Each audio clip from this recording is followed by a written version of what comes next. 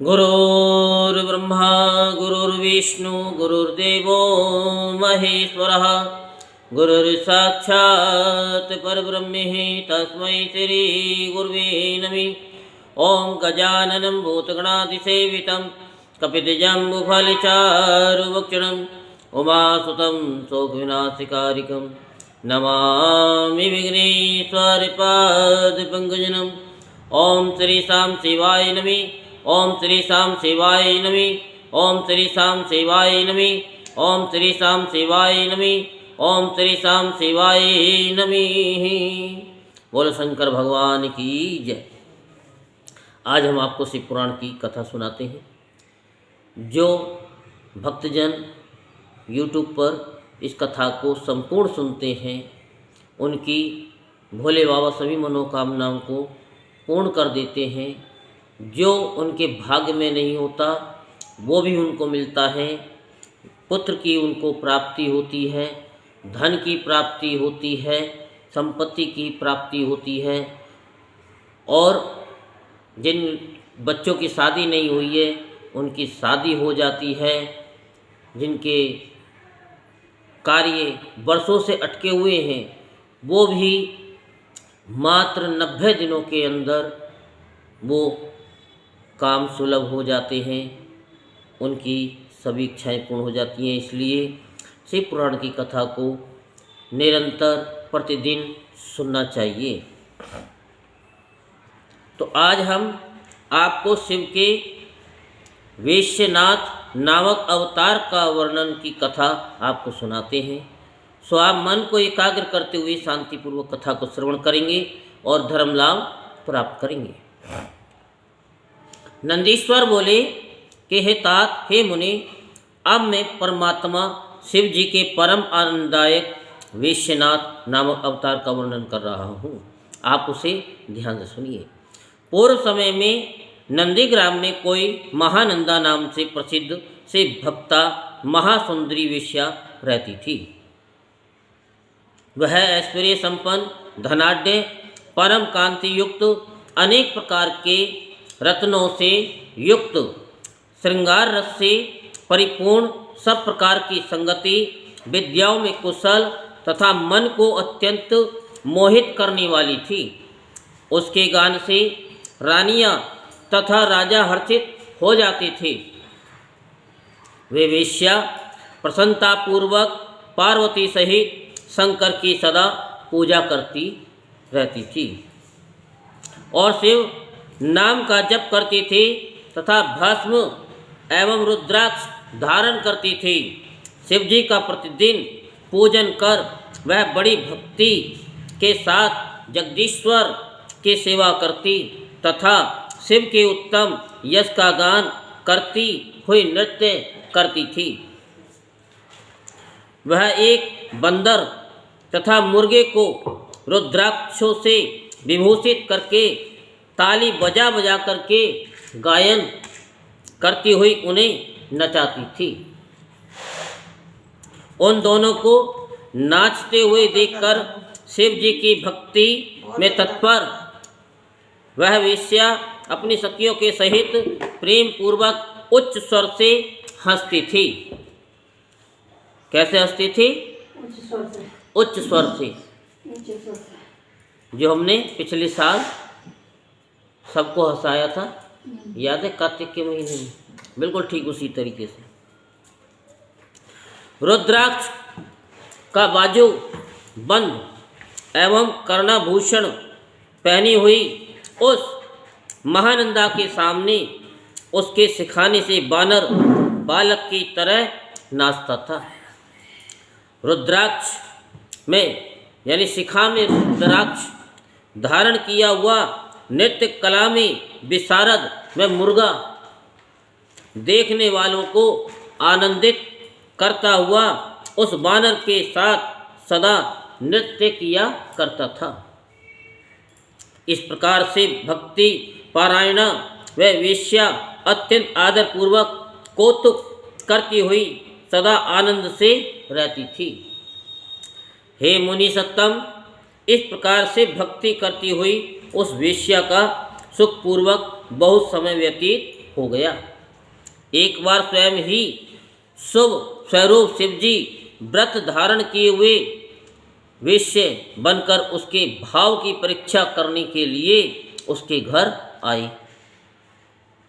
वह कृति वेश्य रूप शिव त्रिपुंड से शोभायमान मस्तक वाली रुद्राक्ष के आवरण वाले शिव नाम जपने में आसक्त जटायुक्त तथा शिव वेश्य धारण किए हुए थे। शरीर में भस्म लगाए तथा हाथ में उत्तम रत्नों से युक्त श्रेष्ठ कंकण पहने वे परम कौतुकी की तरह शोभित हो रहे थे। उन्हें आए हुए वेश्य की भली भांति पूजा करके उस सुंदरी वेश्या ने बड़े आनंद के साथ उनको आदर सहित अपने स्थान में बैठाया। उनकी कलाई में अति मनोहर सुंदर कंकण को देखकर उसमें उसकी लालसा उत्पन्न हो गई और वह वेश्या चकित होकर उनसे कहने लगी। महानंदा बोली, आपके हाथ में स्थित ये महारत्न जड़ित कंकण शीघ्र ही मेरे मन को आकर्षित कर रहा है। ये तो दिव्य स्त्रियों के योग्य आभूषण है। नंदीश्वर बोले, इस प्रकार नवीन रत्नों से युक्त हाथ के भूषण के प्रति उसे लालसा युक्त देखकर उदार बुद्धि वाले वेश्य ने मुस्कुरा करके कहा।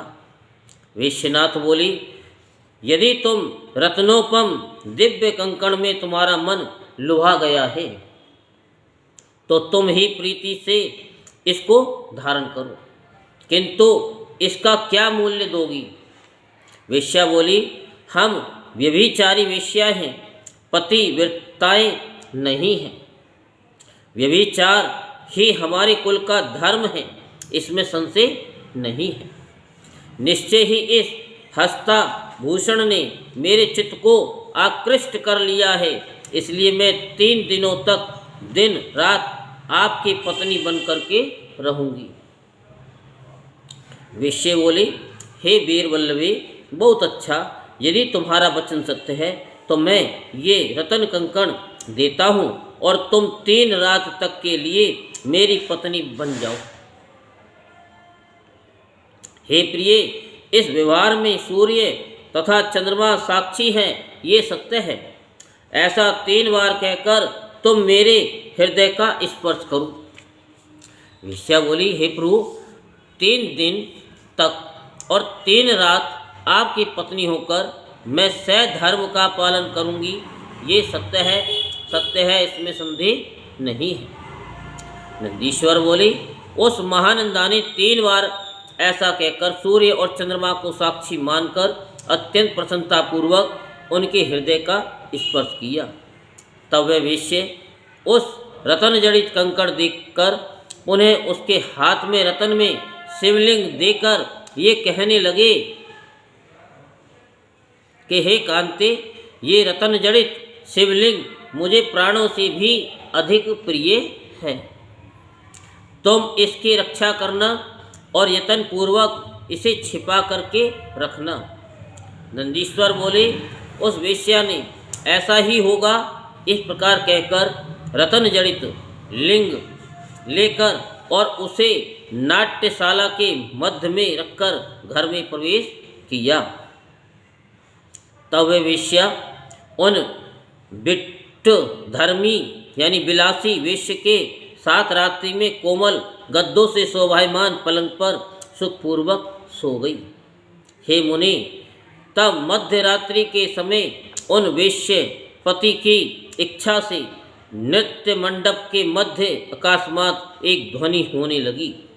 हे तात, उसी समय तेज पवन की सहायता से अग्नि ने अत्यंत प्रज्वलित होकर उस नाट्यशाला को चारों ओर से आवृत कर लिया। मंडप के प्रज्वलित होने पर उस वेश्या ने सहसा व्याकुलता से उठकर बंदर को बंधन मुक्त कर दिया। बंधन से मुक्त हुआ वह बंदर उस मुर्गे के साथ बहुत से अग्नि कणों को हटा करके भय से दूर भाग गया। खंबे के साथ जलकर खंड खंड हो गए उस लिंग को देखकर वे वेश्य तथा वेश्या दोनों महादुखी हो गए। उस समय वेश्यपति ने प्राणों के समान शिवलिंग को जला हुआ देखकर उस वेश्य के यानी वेश्या के चित्त में स्थित भाव को जानने के लिए मरने का विचार किया। अनेक लीलाएं करने वाले तथा कौतुकवश मनुष्य शरीर धारण किए हुए महेश्वर रूप वेश्यपति ने महादुखी होकर उस दुखित वेश्या से कहा कि अब मैं अग्नि में प्रविष्ट हो जाऊंगा। वेश्यपति बोले, मेरे प्राणों से भी प्रिय शिवलिंग के जलकर खंडित हो जाने पर मैं जीने की इच्छा नहीं करता। ये सत्य सत्य कहता हूँ, इसमें संशय नहीं है। हे भद्रे, तुम अपने श्रेष्ठ सेवकों से बहुत शीघ्र चिता बनवाओ, मैं शिव में मन लगाकर अग्नि में प्रवेश करूँगा।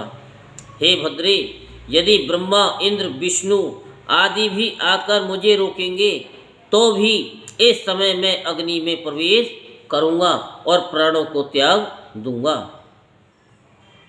नंदीश्वर बोले, हे मुनि, उनका ऐसा दृढ़ संकल्प जानकर वह अत्यंत दुखित हुई और उसने अपने सेवकों से अपने भवन के बाहर चिता बनवाई। तब सुंदर कौतुक करने वाली तथा वेश्या के संगति भाव की परीक्षा करने वाली वे वेश्य रूपधारी धीर शिव जलती हुई अग्नि की परिक्रमा करके मनुष्यों के देखते देखते अग्नि में प्रवेश कर गए। हे मुनि सत्तम, वह युक्ति वेश्या महानंदा उस गति को देखकर अत्यंत विस्मित हो उठी और खिन्न हो गई। इसके बाद वह दुखी वेश्या निर्मल धर्म का स्मरण करके सभी बंधुजनों को देखकर करुणा से युक्त वचन कहने लगी। महानंदा बोली, मैंने इस वेश्य से रतन कंकड़ लेकर सत्य वचन कहा था कि मैं 3 दिन तक इस वेश्य की धर्म सम्मत पत्नी रहूंगी। मेरे द्वारा किए गए कर्म से ये शिव व्रतधारी वेश्य मृत्यु को प्राप्त हुआ है, अतः मैं भी इसके साथ अग्नि में प्रवेश करूंगी। सत्य बोलने वाले आचार्यों ने नारी स्वधर्म का आचरण करने वाली हो ऐसा कहा है, अतः प्रसन्न होकर मेरे द्वारा ऐसा किए जाने पर मुझ में स्थित सत्य नष्ट नहीं होगा। सत्य का आश्रय ही परम धर्म है, सत्य से परम गति होती है, सत्य से ही स्वर्ग और मोक्ष मिलते हैं, अतः सत्य में ही सब कुछ प्रतिष्ठित है। नंदीश्वर बोले, इस प्रकार दृढ़ संकल्प वाली उस नारी ने अपने बंधुओं द्वारा रोके जाने पर भी सत्य के लोभ के भय से प्राणों को त्याग देने का निश्चय किया और श्रेष्ठ ब्राह्मणों को अपनी संपत्ति देकर सदाशिव का ध्यान कर उस अग्नि की 3 बार परिक्रमा करके वह उसमें प्रवेश करने को उद्धत हुई। अपने चरणों में समर्पित मन वाली उस वेश्या को जलती अग्नि में गिरती देखकर प्रकट हुए उन विश्वात्मा शिव जी ने रोक दिया। सब देवताओं के भी देव 3 नेत्र वाले चंद्रमा की कला से शोभित करोड़ों चंद्रमा सूर्य अग्नि के समान प्रकाश वाली उन शिव को देखकर वह स्तंभ तथा डरी हुई के समान उसी प्रकार खड़ी रह गई। तब व्याकुल संत्रस्त कांपती हुई जड़ी भूत तथा आंसू गिराती हुई उस वेश्या को आश्वस्त करके उसके हाथों को पकड़कर शिव जी का ये वचन कहने लगी। कौन? शिव जी ये वचन कहने लगे। शिव जी बोले, तुम्हारे सत्य धर्म धैर्य तथा मुझ में तुम्हारी निश्चल भक्ति की परीक्षा करने के निमित्त में वेश्य बनकर तुम्हारे पास आया था। मैंने अपनी माया से अग्नि को प्रदीप्त कर तुम्हारे नाट्य मंडप को जलाया और रतन लिंग को दग्ध करके मैं अग्नि में प्रविष्ट हुआ। तुम सत्य का अनुस्मरण करके मेरे साथ अग्नि में प्रविष्ट होने लगी अतः मैं तुम्हें देवताओं के लिए भी दुर्लभ भोगों को प्रदान करूँगा। हे सुश्रोणी, तुम जो चाहती हो उसे मैं तुम्हें देता हूँ। मैं तुम्हारी भक्ति से प्रसन्न हूँ। तुम्हारे लिए मुझे कुछ भी अदेय नहीं है। नंदीश्वर बोले, हे मुनि, इस प्रकार भक्तवत्सल गौरीपति शिव जी के कहने पर वह महानंदा वेश्या शंकर जी से कहने लगी। वेश्या बोली, भूमि, स्वर्ग तथा पाताल के भोगों में मेरी इच्छा नहीं है। मैं आपके चरण कमलों के स्पर्श के अतिरिक्त कुछ नहीं चाहती हूँ।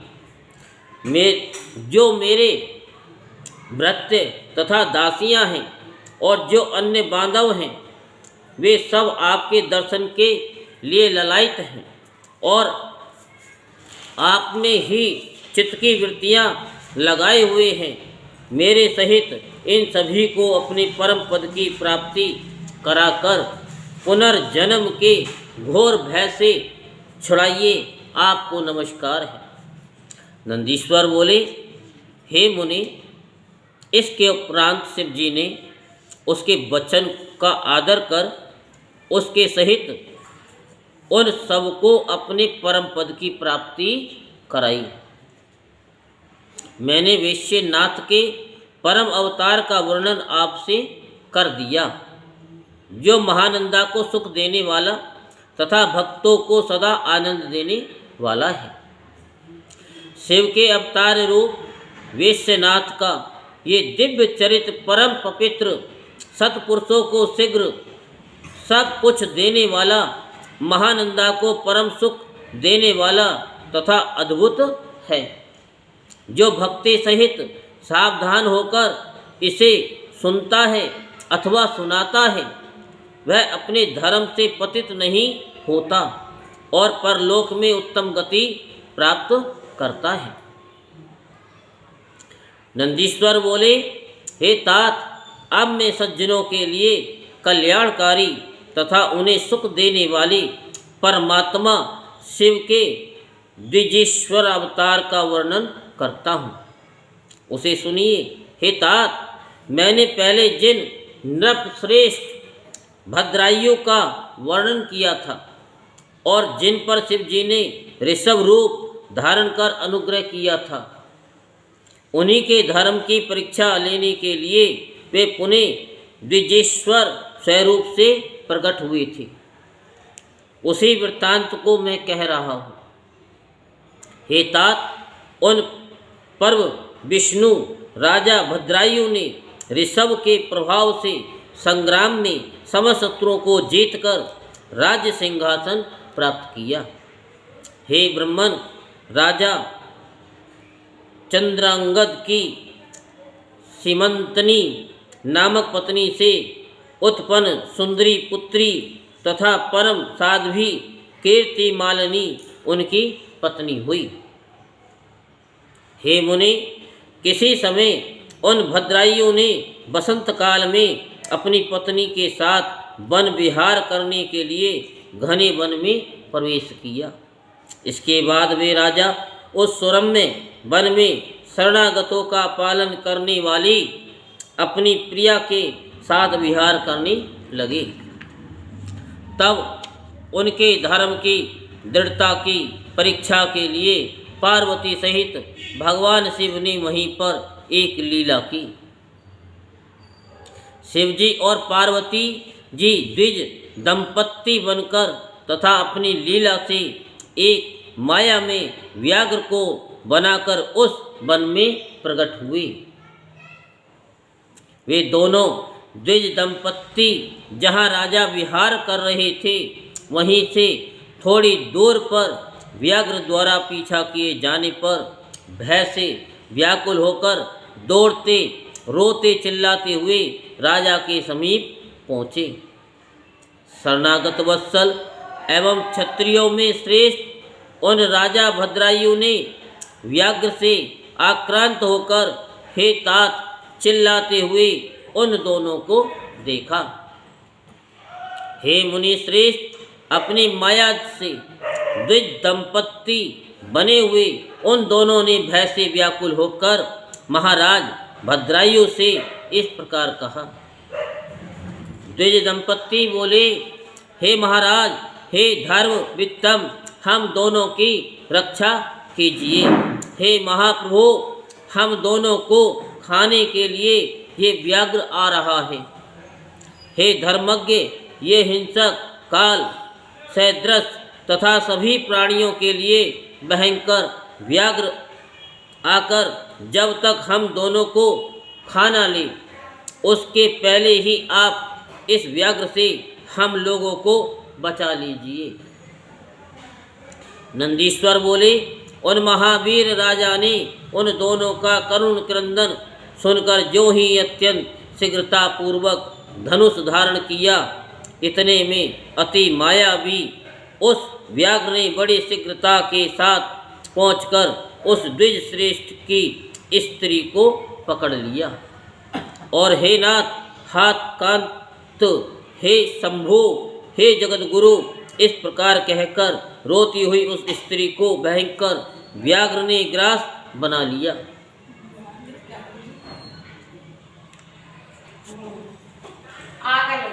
तब तक राजा ने अपने तीक्ष्ण भालों से व्याघ्र पर प्रहार किया, किंतु उसे उन भालों से किसी प्रकार की व्यथा नहीं हुई, जैसे वृष्टि धाराओं से पर्वतराज पर कोई प्रभाव नहीं पड़ता है। राजा के द्वारा यथेच्छ आघात किए जाने पर भी व्यथा रहित वह महाबलवान व्याघ्र बलपूर्वक उस स्त्री को लेकर बड़ी शीघ्रता के साथ वहाँ से भाग गया। इस प्रकार व्याघ्र यानी बाघ के द्वारा अपहृत, बाघ तो समझते हो, द्वारा अपहृत अपनी स्त्री को देखकर ब्राह्मण अत्यंत विस्मित हो गया और लौकिकी गति का आश्रय लेकर बारंबार रोने लगा। फिर देर तक रोने के बाद अभिमान नष्ट करने वाली तथा माया से विप्र रूप धारण करने वाले उस परमेश्वर ने राजा भद्रायु से कहा। द्विजेश्वर बोले, हे राजन, इस समय तुम्हारे महान अस्त्र कहाँ हैं? रक्षा करने वाला तुम्हारा महाधनुष कहाँ है? और 12,000 हाथियों का तुम्हारा बल कहाँ है? तुम्हारे शंख तथा खड्ग से क्या लाभ? तुम्हारी समंत्रक अस्त्र विद्या से क्या लाभ? तुम्हारे सत्व से क्या लाभ?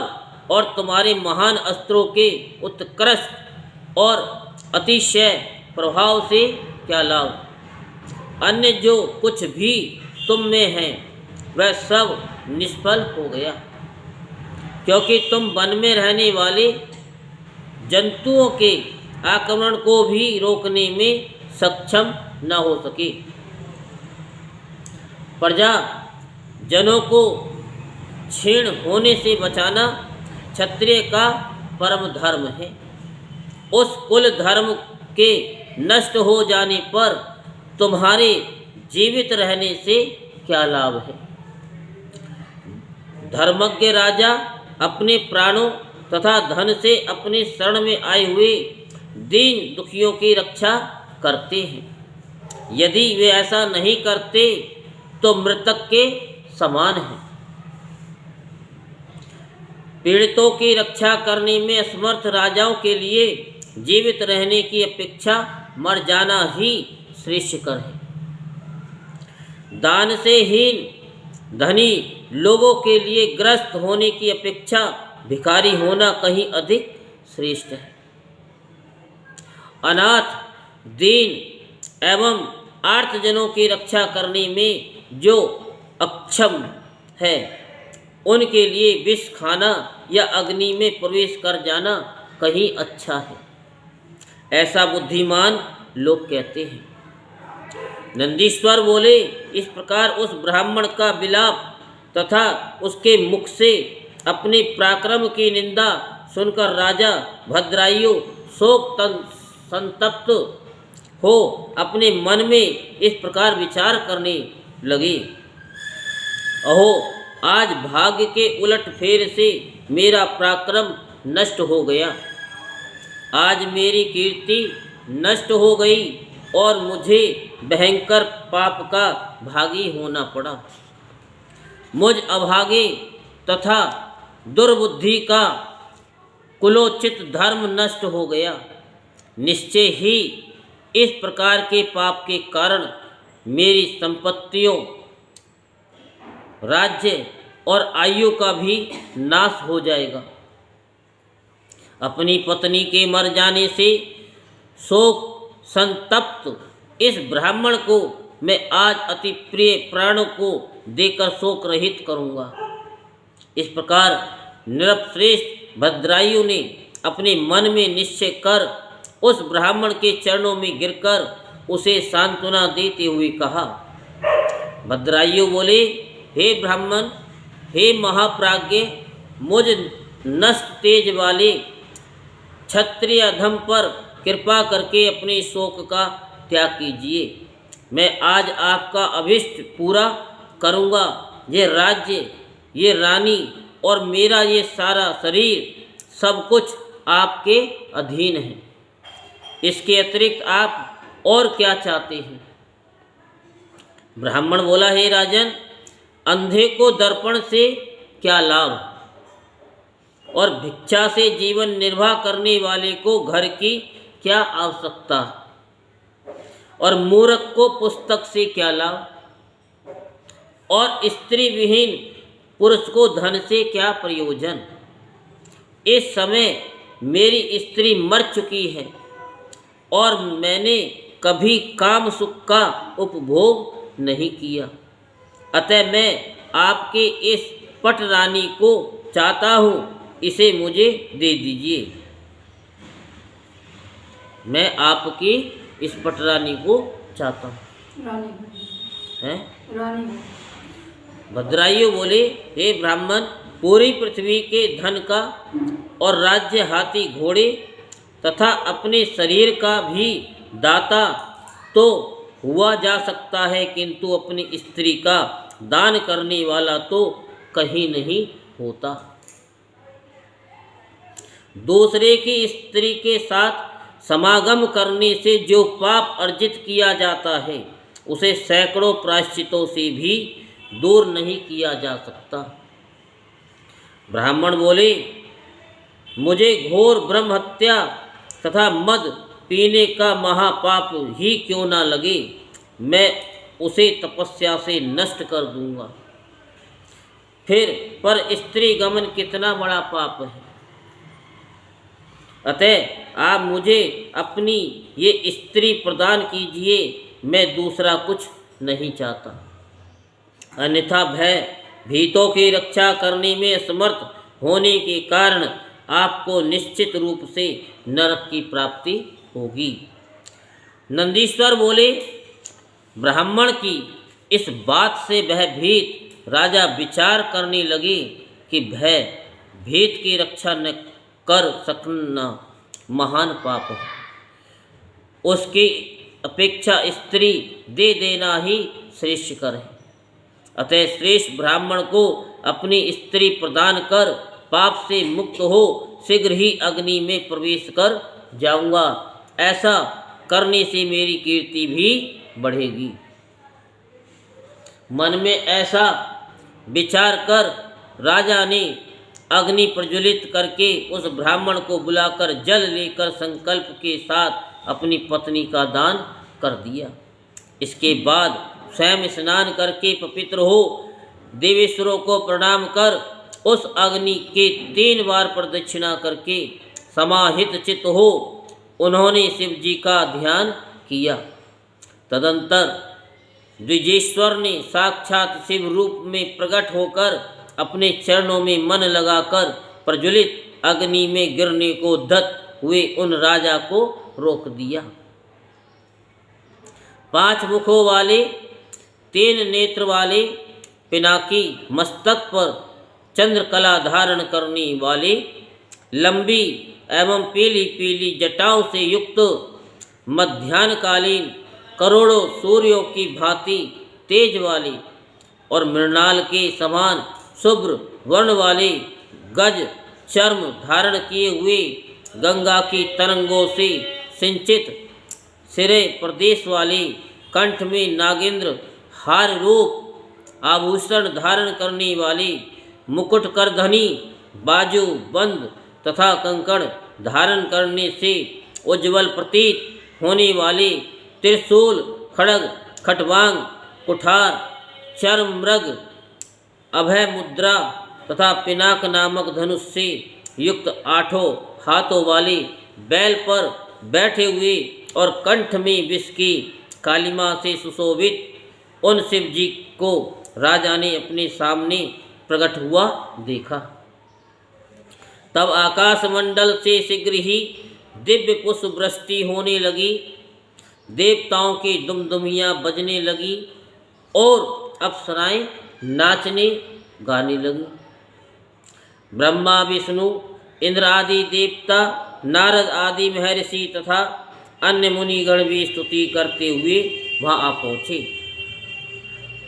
उस समय भक्ति से विनम्र हो हाथ जोड़े हुए राजा के देखते देखते ही भक्ति को बढ़ाने वाला महान उत्सव होने लगा। भगवान सदाशिव के दर्शन मात्र से राजा का अंतःकरण प्रसन्नता से खिल उठा। अश्रुपात से सारा शरीर आर्द्र हो गया, शरीर रोमांचित हो गया। तब वे हाथ जोड़े गदगद वाणी से शिव जी की स्तुति करने लगे। इसके बाद राजा के द्वारा स्तुति किए जाने पर पार्वती के साथ प्रसन्न हुई दयानिधि भगवान महेश्वर ने उनसे कहा, हे राजन, मैं आपकी भक्ति से अत्यंत प्रसन्न हूँ और आपके धर्म पालन से भी और भी प्रसन्न हुआ। अब आप अपनी पत्नी सहित वर मांगिए, मैं उसे दूंगा, इसमें संशय नहीं है। मैं आपके भक्ति भाव की परीक्षा के लिए ही ब्राह्मण वेश धारण करके आया था और व्याघ्र ने जिसे पकड़ लिया था वे साक्षात देवी पार्वती थी। तुम्हारे बाणों से आहत न होने वाला जो व्याघ्र था वह माया से बनाया गया था और मैंने आपके धैर्य की परीक्षा के लिए ही आपकी स्त्री को मांगा था।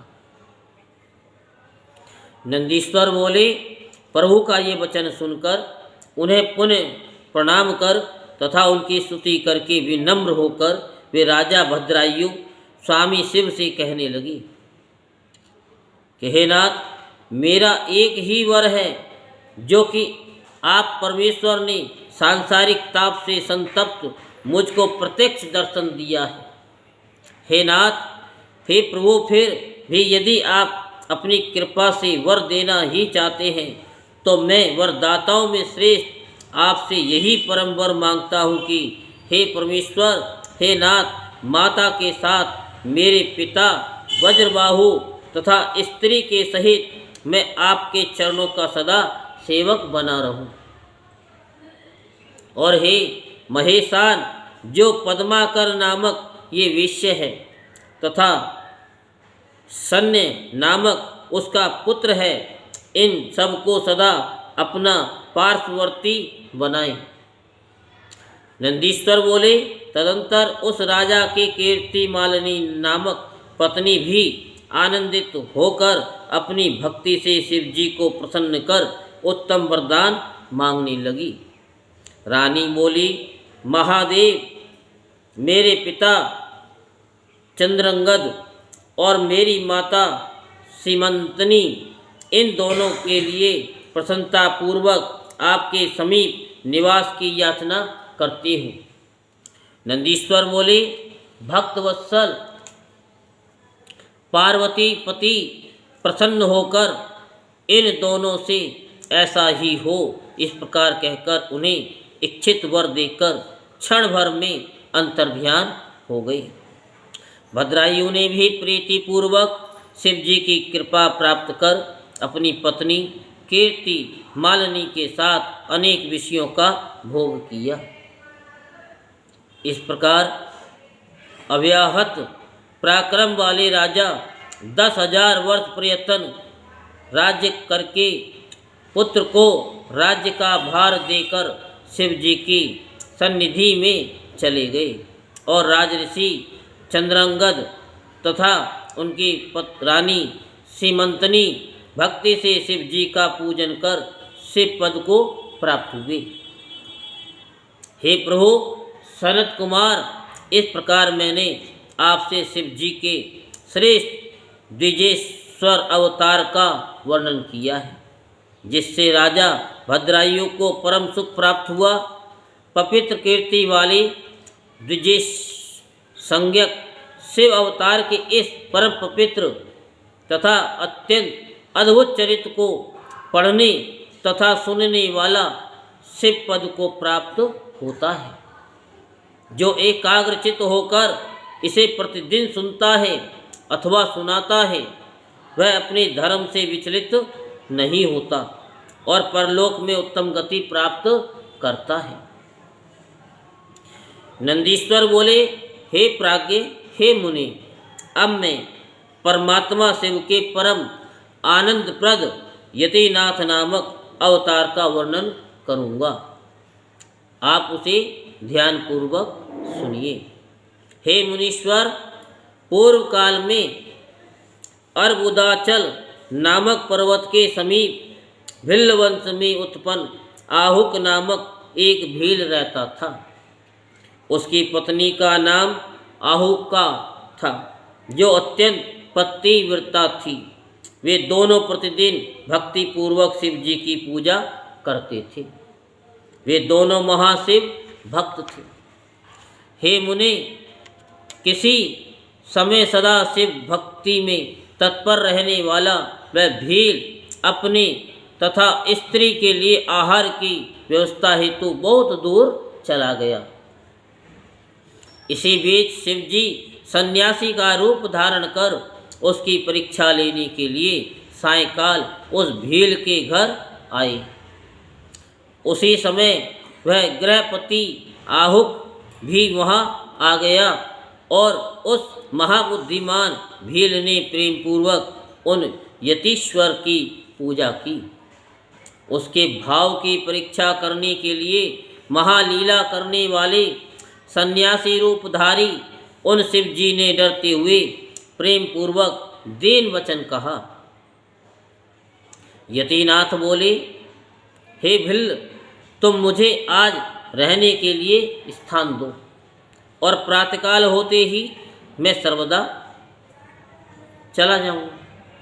तुम्हारा सर्वदा कल्याण हो। भिल्ल बोला, हे स्वामी, आपने सत्य कहा, किंतु मेरी बात सुनिए। मेरा स्थान तो बहुत थोड़ा है, फिर यहाँ आपका निवास किस प्रकार संभव है? नंदीश्वर बोले, हे सनत कुमार, उसके द्वारा इस प्रकार कहे जाने पर वह सन्यासी जाने का विचार करने लगा। तब तक भिलनी ने विचार कर अपने स्वामी से कहा। भिलनी बोली, हे स्वामी, गृहस्थ धर्म का विचार करके आप सन्यासी को स्थान दे दीजिए। अतिथि को निराश मत कीजिए, अन्यथा आपके धर्म का क्षय होगा। आप घर के भीतर सन्यासी के साथ निवास करें और मैं सभी बड़े अस्त्र शस्त्रों को बाहर रखकर वहाँ रहूँगी। नंदीश्वर बोले, अपनी पत्नी उस भिलनी के धर्मयुक्त कल्याणकारी वचन को सुनकर वह भील अपने मन में विचार करने लगा। स्त्री को घर के बाहर रखकर मेरा घर में निवास करना उचित प्रतीत नहीं होता। फिर इस यति का दूसरी जगह गमन भी अपने अधर्म का कारण होगा। गृहस्थ धर्म का आचरण करने वालों के लिए ये दोनों बातें सर्वदा उचित नहीं हैं। अतः जो होनहार है वह हो, मैं घर के बाहर ही रहूँगा। इस प्रकार आग्रह कर उन दोनों को घर के भीतर रखकर अपने अस्त्रों को लेकर वह भील प्रसन्नता से घर से बाहर स्थित हो गया। रात्रि में उस भील को क्रूर एवं हिंसक पशु सताने लगे।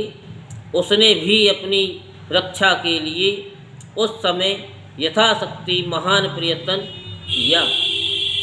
इस प्रकार अपनी शक्ति के अकॉर्डिंग यत्न करते रहने पर भी प्रारब्ध प्रेरित हिंसक पशुओं ने बलपूर्वक उस बलवान भील को खा लिया।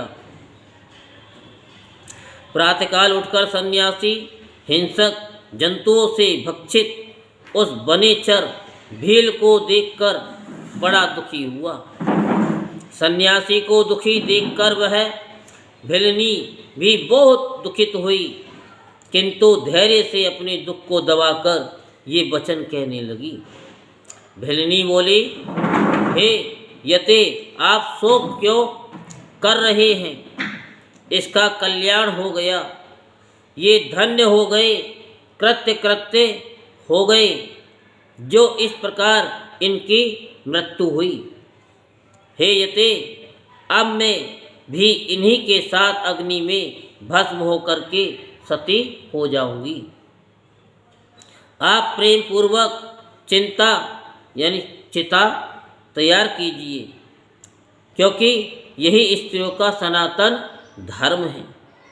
उसकी ये बात सुनकर और इसी में उसका कल्याण समझकर उस सन्यासी ने तत्क्षण ही चिता तैयार कर दी और वह अपने धर्म के अकॉर्डिंग उसी में प्रविष्ट होने के लिए उद्यत हुई। इसी अवसर पर साक्षात शिव जी सामने प्रकट हो गए। धन्य हो, धन्य हो। इस प्रकार से प्रेम पूर्वक प्रशंसा करते हुए शिव जी उस भिलनी से कहने लगे। हर बोले, हे अनघे, मैं तुम्हारे आचरण से प्रसन्न हूँ। तुम वर मांगो।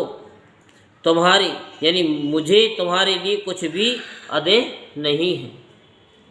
अदे मीन्स मतलब कुछ भी कोई ऐसी चीज़ नहीं है जो मैं नहीं दे सकता हूँ। मैं इस समय विशेष रूप से तुम्हारे बस में हूँ। नंदीश्वर बोले, शिवजी के उस परमानंददायक वचन को सुनकर वह विशेष रूप से सुखी हुई और उसको कुछ भी स्मरण नहीं रहा। उसकी इस अवस्था को देखकर शिवजी बहुत प्रसन्न हुए। प्रभु शिव ने उससे पुनः कहा कि वर मांगो। शिवजी बोले, ये मेरे रूप वाला यति अगले जन्म में हंस होगा और तुम दोनों का पुनः संयोग कराएगा। ये भील निषद नगर के राजा भीरसेन का नल नामक महाप्रतापी पुत्र होगा, इसमें संशय नहीं है। और हे अनघे, तुम विदर्भ नगर में भीमराज की कन्या होकर परम गुणवती दमयंती नाम से विख्यात होगी। तुम दोनों ही बहुत काल प्रयत्न यथेष्ट राज सुख का भोग करके योगीश्वरों के लिए दुर्लभ मुक्ति को निश्चित रूप से प्राप्त करोगे। नंदीश्वर बोले, ऐसा कहकर शिवजी उसी समय लिंग रूप में प्रकट हो गए। उनके द्वारा परीक्षा करने पर भील धर्म से विचलित नहीं हुआ, इसलिए वह लिंग अचलेश इस नाम से प्रसिद्ध हुआ। हे तात, वह आहुक भील निषद नगर में वीरसेन का पुत्र नल नाम वाला महान राजा हुआ। उसका पत्नी आहुका बिलनी विदर्भ नगर के राजा भीमसेन की पुत्री दमयंती नाम से प्रसिद्ध हुई। वे शिवावतार यतीश्वर भी हंस रूप में अवतरित हुए, जिन्होंने दमयंती का विवाह नल के साथ करवाया। पूर्व समय में उनके द्वारा किए गए अतिथि के सत्कार रूप महापुण्य के कारण प्रभु शिव जी ने हंस रूप धारण कर इस जीवन में दोनों को महान सुख प्रदान किया। अनेक प्रकार का वार्तालाप करने में निपुण हंस अवतार शिव जी ने दमयंती तथा नल को महान सुख प्रदान किया। पवित्र कीर्ति वाले यतीश्वर नामक तथा हंस नामक शिव अवतार का ये चरित्र अत्यंत पवित्र, परम अद्भुत तथा निश्चय ही मुक्तिदायक है। जो यतीश तथा ब्रह्महंस नामक अवतार के शुभ चरित्र को सुनता है अथवा सुनाता है, वह परम गति प्राप्त करता है। ये आख्यान निष्पाप सभी कामनाओं को पूर्ण करने वाला, स्वर्ग की प्राप्ति कराने वाला, यश तथा आयु प्रदान करने वाला, भक्ति को बढ़ाने वाला एवं उत्तम है। यतीश्वर तथा हंस रूप शिव का ये चरित्र सुनकर मनुष्य इस लोक में सभी सुखों को भोगकर अंत में शिवलोक को प्राप्त करता है। नंदीश्वर बोले, हे सनत कुमार, अब आप नभग को ज्ञान प्रदान करने वाले कृष्ण दर्शन नामक उत्तम शिव अवतार का श्रवण कीजिए। श्राद्ध देव के इक्ष्वाकु आदि जो प्रमुख पुत्र हुए, उनमें नभग 9वें पुत्र थे। उन्हीं के पुत्र नाभाग कहे गए हैं। उनके पुत्र अमरीश थे। वे विष्णु जी के भक्त हुए, जिनकी ब्राह्मण भक्ति से दुर्वासा जी उन पर प्रसन्न हुए थे।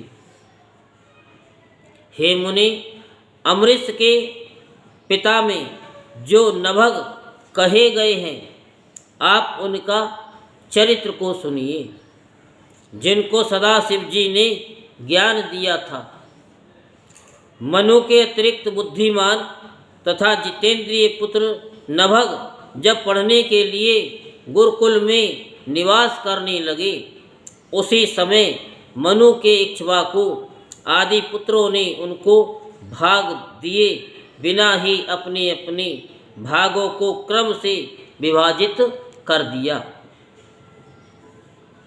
हे महाबुद्धिमान और भाग्यवान पुत्र, अपने पिता की आज्ञा से अपने अपने भाग को लेकर सुखपूर्वक उत्तम राज्य का भोग करने लगे। उसके बाद ब्रह्मचारी नभग क्रम से सांगोपांग सभी वेदों का अध्ययन करके गुरुकुल से वहाँ लौटे। तब हे मुनि, इक्ष्वाकु आदि अपने सभी भाइयों को राज्य विभक्त किए हुए देखकर अपना भाग प्राप्त करने की इच्छा से नभग ने उनसे स्नेहपूर्वक कहा। नभग बोले, हे भाइयों, आप लोगों ने मेरा हिस्सा बिना दिए ही पिता की संपत्ति जैसे तैसे आपस में बांट ली। याद आ रही है कथा? अब मैं अपने दाएं भाग के लिए आप लोगों के पास आया हूँ। उनके भाइयों ने कहा, दाएं का विभाग करते समय हम लोग तुम्हें भूल गए। अब हम लोगों ने तुम्हारे हिस्से में पिताजी को नियुक्त किया है। ऐसा होता भी है ना संसार में। अतः तुम उन्हीं को ग्रहण करो, इसमें संदेह नहीं है। भाइयों की ये बात सुनकर नभग अत्यंत विस्मित हो गए और अपने पिता के पास आकर कहने लगे कि हे तात, जब मैं ब्रह्मचारी होकर गुरुकुल में पढ़ने के लिए चला गया था, तभी उन सभी भाइयों ने मुझे छोड़कर सारा राज्य बांट लिया। वहाँ से लौटकर जब मैं अपने हिस्से के लिए उनसे आदरपूर्वक पूछने लगा, तो उन्होंने आपको ही मेरे भाग के रूप में दिया। इसलिए मैं आपके पास आया हूँ। तो नंदीश्वर बोले, हे मुनि, उनका वचन सुनकर विस्मित हुए पिता श्राद्ध देव ने सत्य धर्म में निरत अपने पुत्र को धीरज बंधाते हुए कहा। मनु बोले, हे तात, तुम भाइयों की बात में विश्वास मत करो। उनका ये वचन तुम्हें धोखा देने के लिए है। मैं तुम्हारे भोग का साधन भूत परम दाय नहीं हूँ, किंतु उन धोखेबाजों ने तुम्हारे लिए मुझे दाय भाग के रूप में दिया है। अतः मैं तुम्हारे जीवन निर्वाह का ठीक ठीक उपाय बताता हूँ, तुम श्रवण करो। इस समय आंगिरस गोत्रीय ब्राह्मण यज्ञ कर रहे हैं। उस यज्ञ में वे अपने छठे दिन के कर्म में भूल कर जाते हैं। अतः हे नभग, हे महाकवि, तुम वहाँ जाओ और जाकर विश्व देव संबंधी 2 सूक्तों को उन्हें बतलाओ, जिससे वह यज्ञ शुद्ध हो सके। उस यज्ञ कर्म के समाप्त हो जाने पर जब वे ब्राह्मण स्वर्ग जाने लगेंगे तो वे प्रसन्न होकर यज्ञ से बचा हुआ धन तुम्हें दे देंगे। याद आ रही?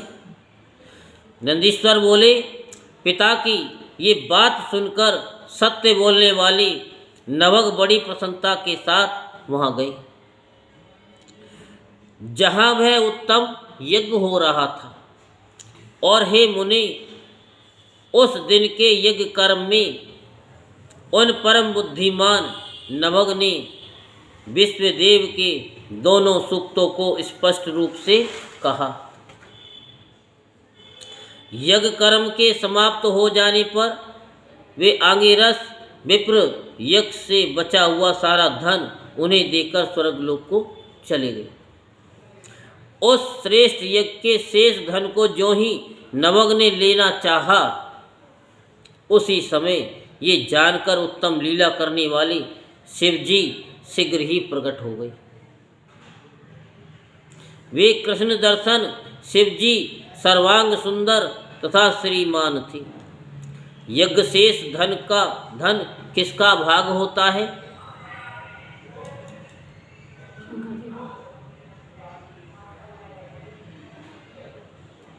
माता जी, ये यज्ञ से जो बचा भाग होता है वो किसका होता है?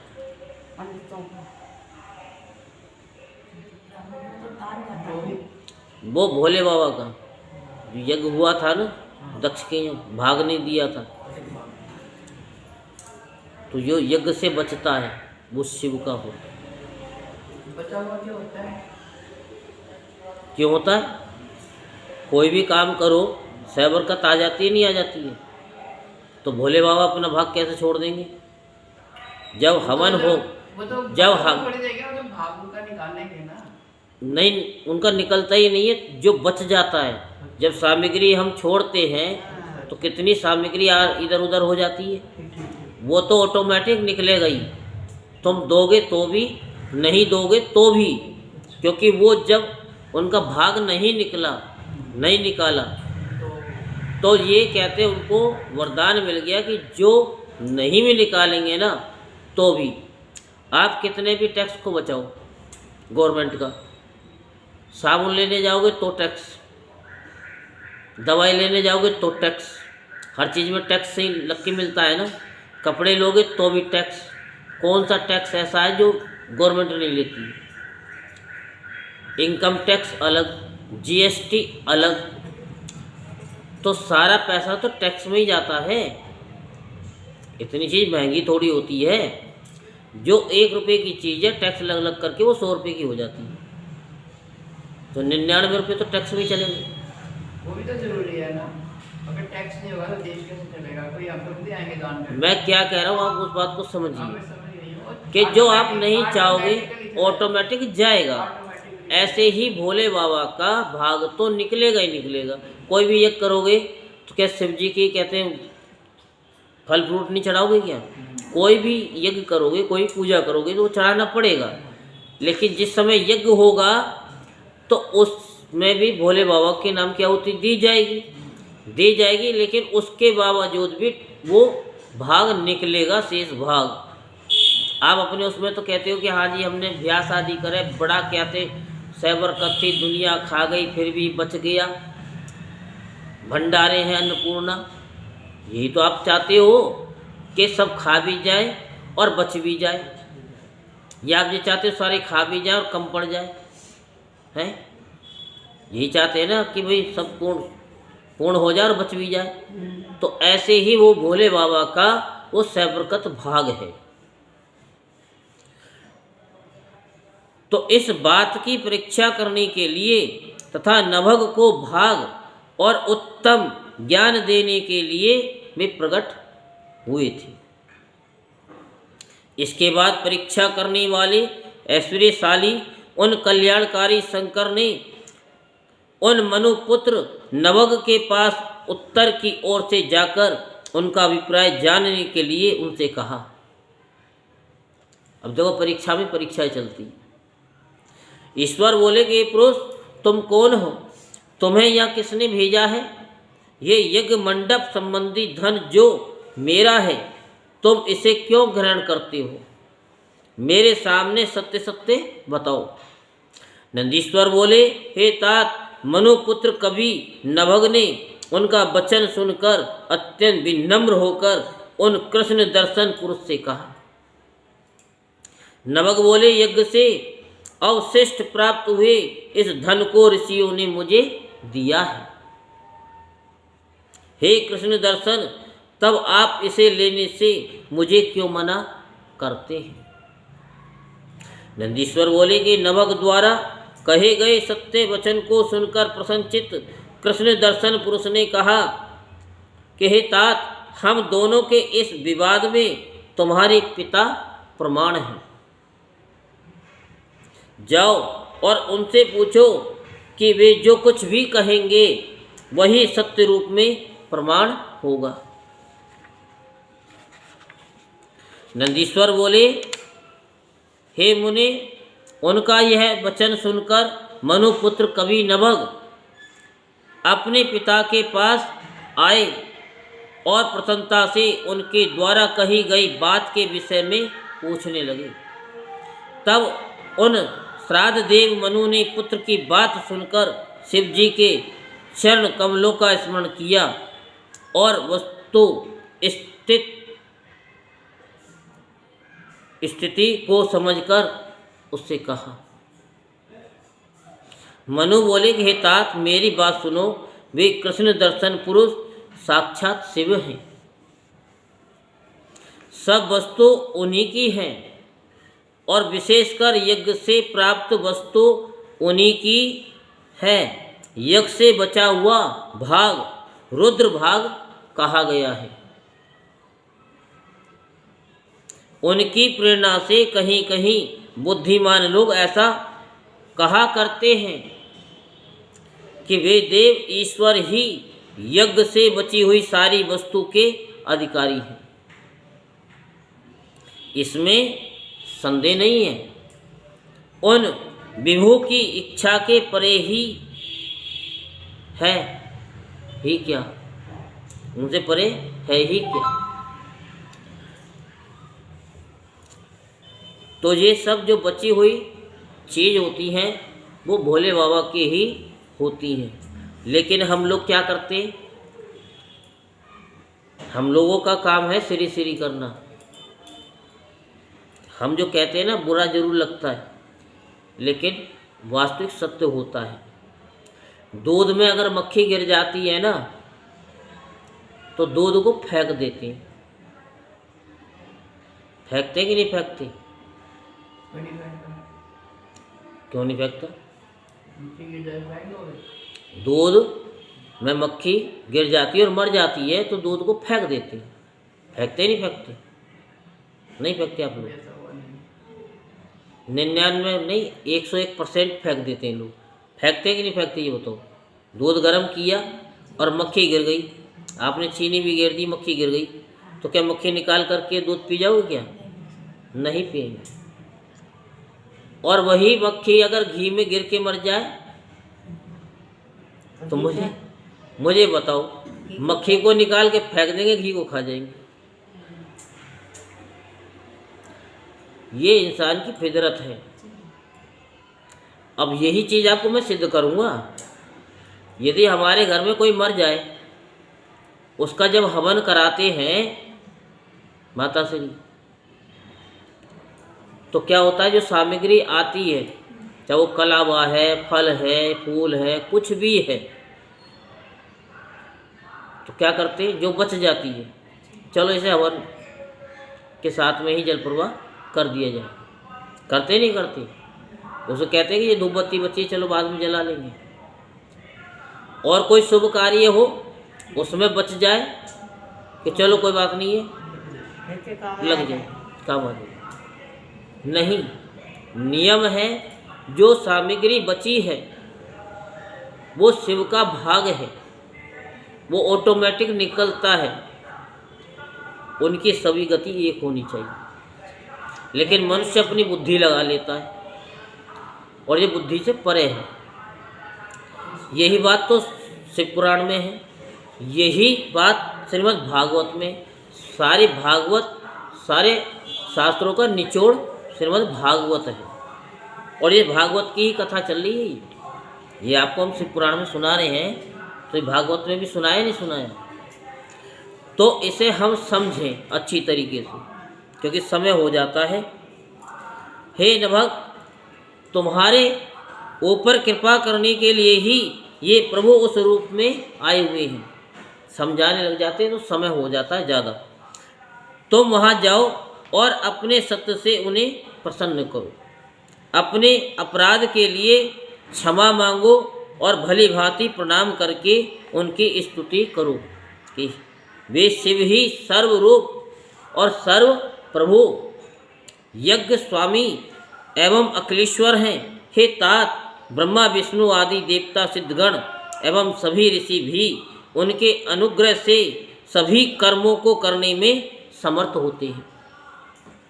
हे पुत्र श्रेष्ठ, अधिक कहने से क्या लाभ, तुम वहाँ शीघ्र जाओ, विलंब मत करो और सर्वेश्वर महादेव को सब प्रकार से प्रसन्न करो। नंदीश्वर बोले, इतना कहकर श्राद्ध देव मनु ने पुत्र को शीघ्र ही शिवजी के समीप भेजा। वे महाबुद्धिमान नवग भी शिवजी के पास शीघ्र जाकर हाथ जोड़कर सिर झुका करके उन्हें प्रणाम करके अति प्रसन्न चित्त होकर विनय पूर्वक कहने लगे। नवग बोले कि हे ईश, इन तीनों लोकों में जो भी वस्तु है वह सब आप ही की वस्तु है, फिर यज्ञ शेष वस्तु के विषय में कहना ही क्या है। ऐसा मेरे पिता ने कहा है। हे नाथ, मैंने अज्ञानवश भ्रम से जो वचन कहा है, मेरे उस अपराध को क्षमा करें।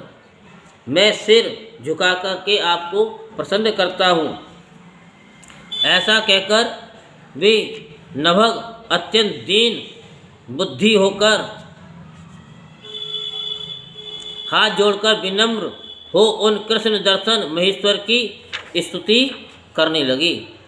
शुद्धात्मा महाबुद्धिमान श्राद्ध देव भी अपने अपराध के लिए क्षमा याचना करते हुए विनम्र हो हाथ जोड़कर उन शिव को नमस्कार करके उनकी स्तुति करने लगे। हे मुनि, इसी बीच ब्रह्मा विष्णु इंद्र आदि देवता सिद्ध एवं मुनिगण भी वहाँ आ गए और महोत्सव करते हुए वे सब भक्ति से हाथ जोड़कर पृथक पृथक भली भांति प्रणाम कर विनम्र हो उनकी स्तुति करने लगे।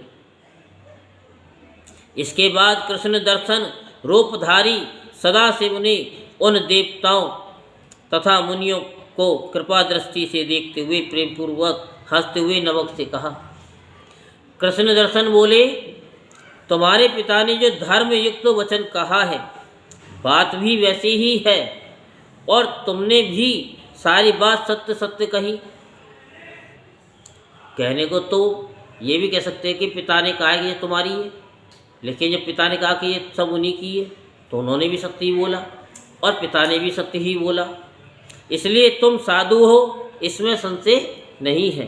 अतः मैं तुम्हारे सत्य आचरण से सर्वदा प्रसन्न हूँ और कृपा पूर्वक तुम्हें सनातन ब्रह्म का उपदेश करता हूँ।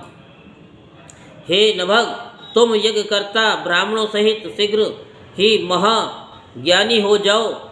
अब मेरे द्वारा प्रदत्त इस समस्त यज्ञ से सामग्री को तुम मेरी कृपा से ग्रहण करो।